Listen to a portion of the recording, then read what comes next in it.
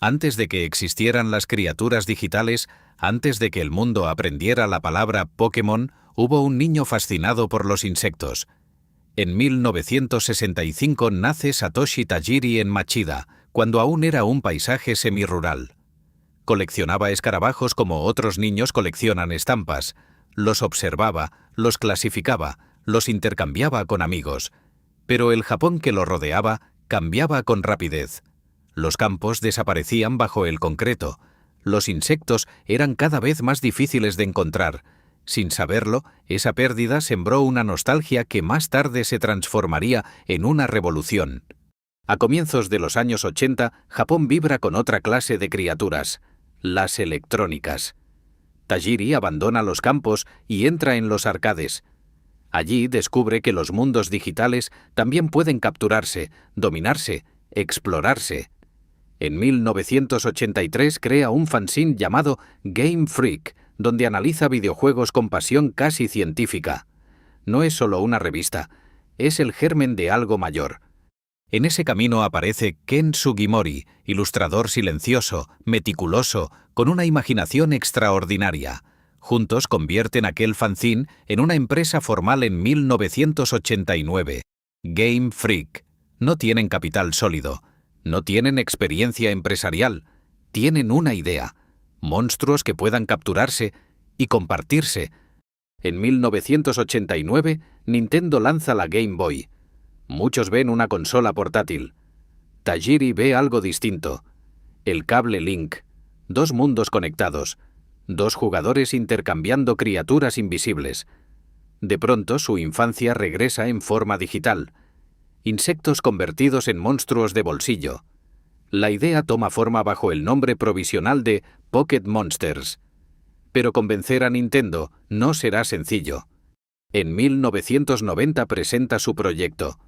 La propuesta parece excesiva.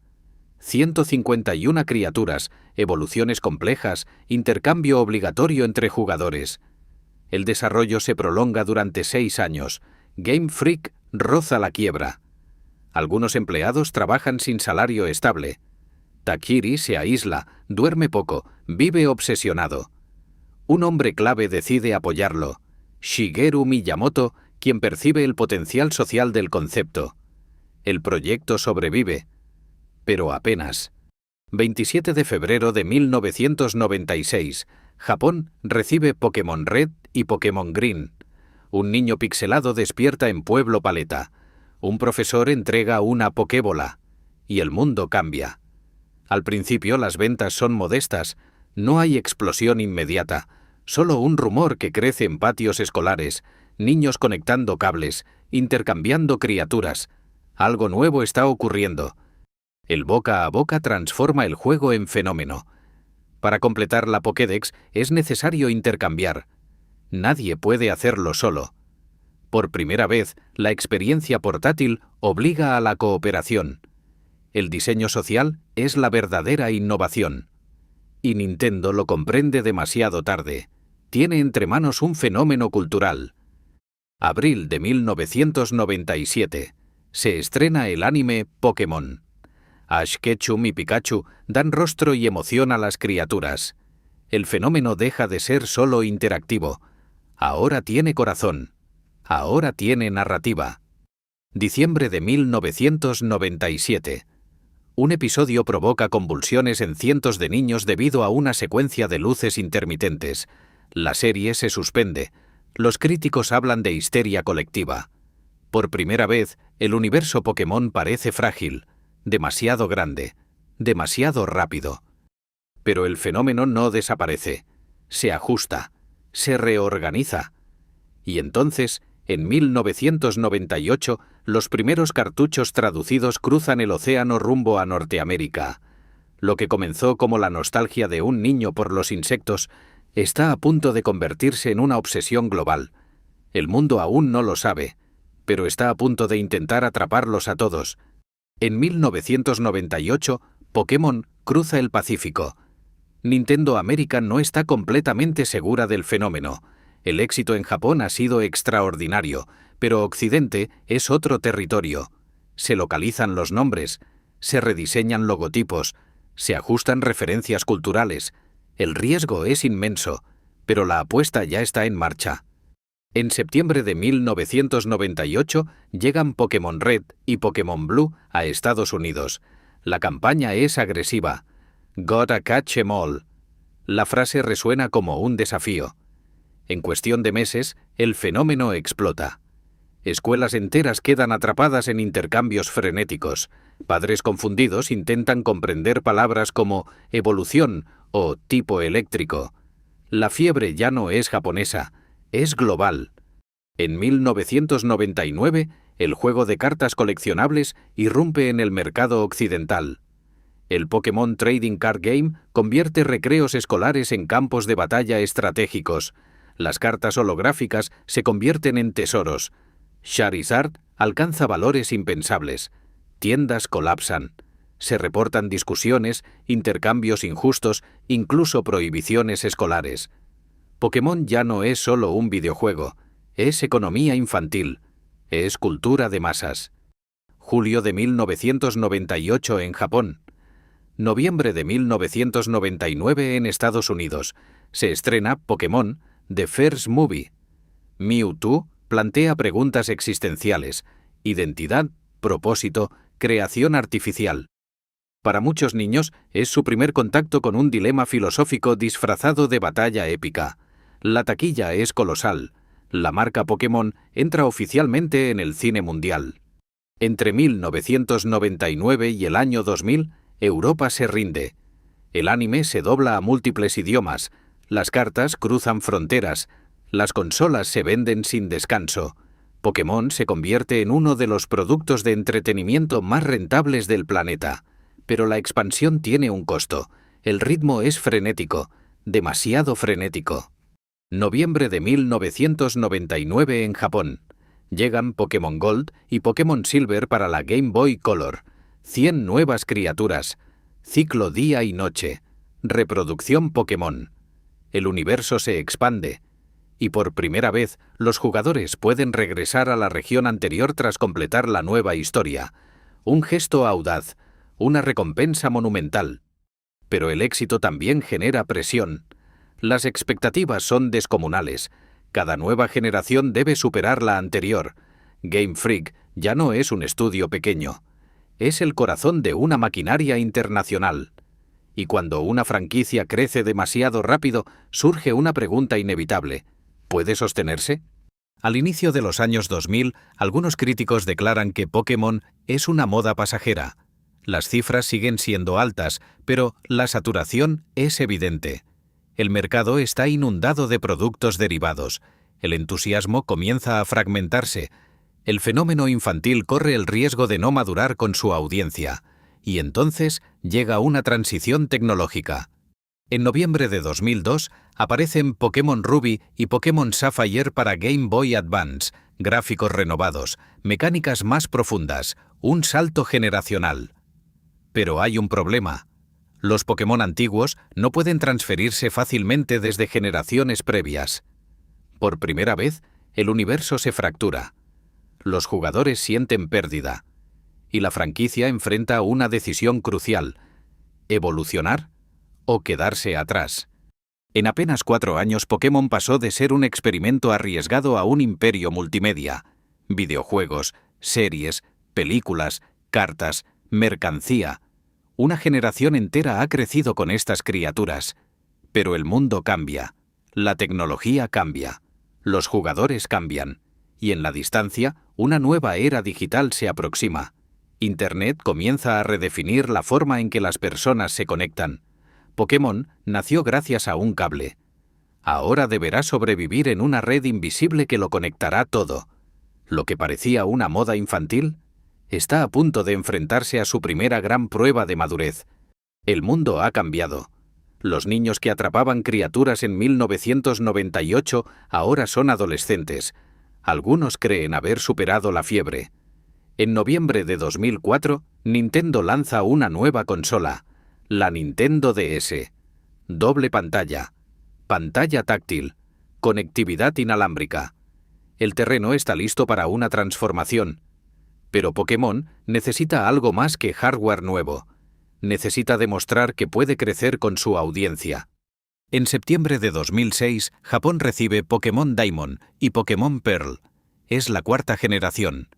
El salto a Nintendo DES introduce conexión en línea global. Por primera vez, los jugadores pueden intercambiar y combatir sin cables, a miles de kilómetros de distancia. El sueño de Tajiri evoluciona. Ya no es un cable físico, es Internet. La Global Trade Station permite intercambios internacionales. Un jugador en Japón puede recibir una criatura desde Europa en segundos. La comunidad ya no está limitada por patios escolares. Es un ecosistema planetario. Pero la innovación trae complejidad. Las estadísticas, naturalezas, habilidades ocultas. Pokémon comienza a volverse estratégico, casi competitivo. Y con ello nace algo inesperado. Surgen torneos oficiales. En 2009 se celebran campeonatos mundiales organizados por The Pokémon Company. Pokémon deja de ser solo una aventura narrativa. Se convierte en deporte electrónico. Jugadores profesionales estudian matemáticas internas del sistema, se analizan probabilidades, se diseñan equipos perfectos. El fenómeno madura. Pero el mercado portátil comienza a mostrar señales de agotamiento. En septiembre de 2010 llegan Pokémon Black y Pokémon White. La región de Unova rompe con la tradición.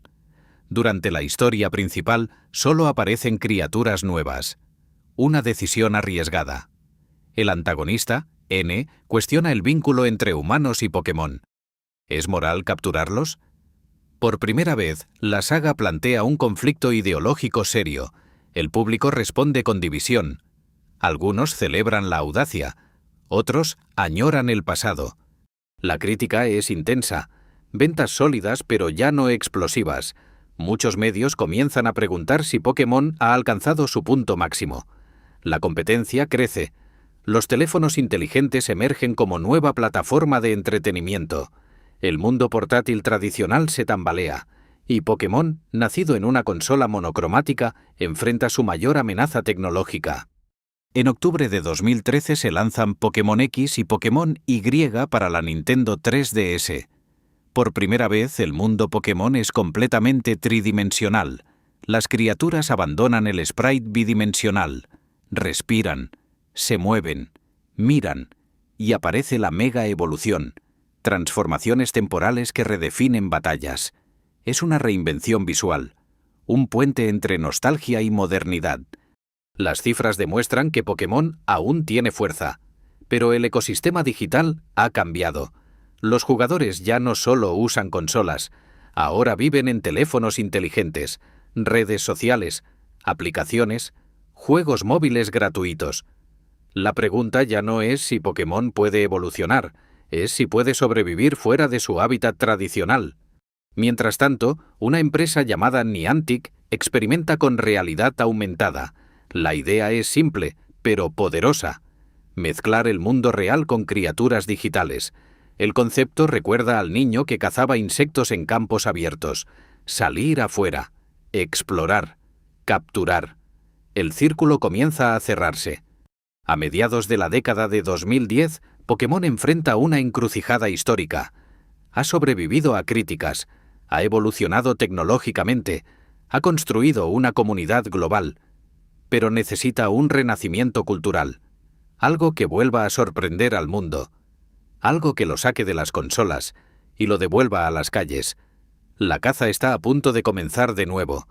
Durante años Pokémon evolucionó dentro de consolas, pero en julio de 2016 algo extraordinario ocurre. Una aplicación gratuita aparece en las tiendas digitales. Se llama Pokémon Go. Desarrollada por Niantic, en colaboración con The Pokémon Company, la propuesta es radical. Salir a la calle, caminar, buscar criaturas en el mundo real. La nostalgia se mezcla con tecnología de realidad aumentada. El resultado es inmediato y descomunal. En cuestión de días, millones descargan la aplicación. En Nueva York, en Tokio, en Madrid, multitudes se congregan de noche para capturar un Vaporeon o un Snorlax. Personas que jamás habían hablado entre sí ahora se saludan. ¿Qué nivel eres? Hay un Dragonite al final de la calle. La caza vuelve a las calles, como en la infancia de Tajiri. Pero ahora, el mundo entero participa. El impacto económico es inmediato. Las acciones de Nintendo se disparan tras el lanzamiento. El valor de mercado aumenta en miles de millones en cuestión de días. Pokémon, que algunos consideraban una reliquia de los años 90, demuestra una fuerza inesperada. No es solo un juego, es un fenómeno social global. Pero la euforia trae consecuencias. Se reportan accidentes por distracción, espacios públicos saturados, debate sobre seguridad y privacidad. Algunos gobiernos emiten advertencias, los medios hablan de locura colectiva. Pokémon vuelve a estar en el centro de la conversación cultural, amado, cuestionado, imparable. Tras el pico inicial, la actividad disminuye. La pregunta es inevitable. ¿Fue solo un estallido nostálgico? Niantic responde con eventos, criaturas legendarias, incursiones cooperativas. La aplicación evoluciona como lo hacen sus propias criaturas. Se adapta y sobrevive. En marzo de 2017, Nintendo lanza la Nintendo Switch. La frontera entre portátil y sobremesa desaparece. Y en noviembre de 2018 llegan Pokémon Let's Go, Pikachu, y Pokémon Let's Go, Eevee. Un puente entre Pokémon Go y la experiencia clásica. La primera generación renace en alta definición. La nostalgia se convierte en estrategia empresarial. Pero la comunidad está fragmentada. Algunos celebran la accesibilidad, otros exigen profundidad competitiva. La presión crece. El siguiente paso debe demostrar que Pokémon puede reinventarse sin traicionar su esencia. En noviembre de 2019 se lanzan Pokémon Sword y Pokémon Shield. Por primera vez, una generación principal llega a una consola doméstica. La región de Galar se inspira en el Reino Unido. Las criaturas pueden volverse gigantes mediante el fenómeno Dynamax. Pero surge una controversia histórica. No todas las criaturas existentes estarán disponibles en el juego. La llamada Dexit. Por primera vez, una parte de la comunidad siente que el universo se reduce. La tensión es palpable. El debate divide a los fans. Algunos defienden la necesidad técnica. Otros lo consideran una ruptura con la promesa original de atraparlos a todos. Game Freak enfrenta críticas como nunca antes. El legado pesa. Cada decisión es examinada bajo una lupa global. Y entonces, el mundo se detiene. En el año 2020, una pandemia global transforma la vida cotidiana.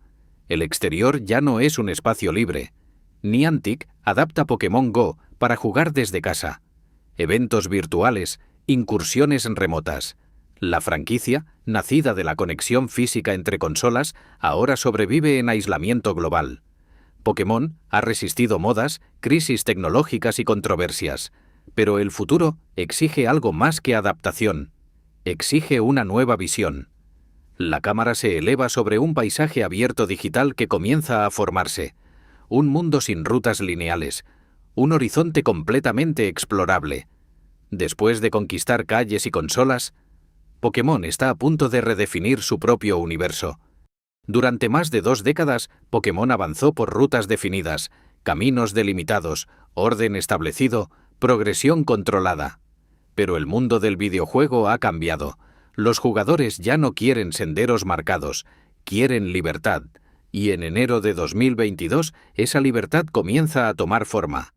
En enero de 2022 se lanza Pokémon Legends, Arceus. Ambientado en una versión ancestral de Sinnoh, llamada Hisui, el juego rompe la estructura clásica. Las criaturas atacan directamente al entrenador. La captura ocurre sin transición a batalla. El mundo es más orgánico, más salvaje. Es el Pokémon más arriesgado en años. Y el público responde con sorpresa. No es perfecto, pero es valiente. Y esa valentía cambia el rumbo de la franquicia.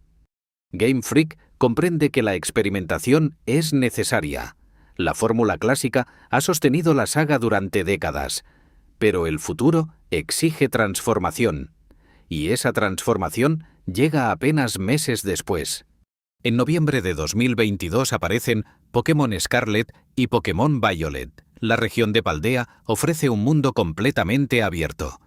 Por primera vez, la historia puede recorrerse sin orden fijo. 3 narrativas paralelas. Exploración libre. Cooperativo en línea en un mapa compartido. El sueño original de conexión vuelve a evolucionar. Pero la ambición técnica supera, en algunos momentos, el rendimiento. Problemas gráficos. Caídas de rendimiento. La crítica es intensa. El debate, feroz. La comunidad se divide nuevamente. ¿Debe priorizarse la innovación sobre la estabilidad? ¿Puede un fenómeno de casi 30 años seguir reinventándose sin perder calidad? Las cifras de ventas son contundentes, pero el escrutinio es mayor que nunca. Pokémon ya no compite solo contra otras franquicias, compite contra su propio legado. Desde 1996 hasta la década de 2020, Pokémon ha atravesado múltiples generaciones. Ha sobrevivido a la transición del cartucho al mundo digital, del cable físico a la nube global, de los píxeles monocromáticos al vasto mundo abierto. Y en el centro de todo permanece una idea simple: conectar personas a través de criaturas imaginarias. Los campeonatos mundiales continúan creciendo. Jugadores adultos compiten en escenarios globales. Aquellos niños de 1998 ahora son entrenadores expertos. La franquicia ya no pertenece a una sola generación, pertenece a varias. Es herencia cultural. Las tecnologías emergentes insinúan nuevas posibilidades. Realidad virtual, inteligencia artificial avanzada, experiencias inmersivas que podrían redefinir nuevamente la captura, el combate, la exploración. Pokémon ha demostrado algo a lo largo de casi 3 décadas. Siempre encuentra una forma de evolucionar. El ciclo se repite. Un niño explora, descubre, captura. Quizás no lo sabe, pero forma parte de una historia que comenzó con un coleccionista de insectos en un Japón rural. Una historia de persistencia, de riesgo, de transformación constante. En 1996, Pokémon nació como una apuesta incierta. Hoy es una de las franquicias de entretenimiento más influyentes del planeta. Ha atravesado crisis, controversias y revoluciones tecnológicas, pero su esencia permanece intacta: explorar, conectar, evolucionar. Porque en el universo Pokémon, la historia nunca termina.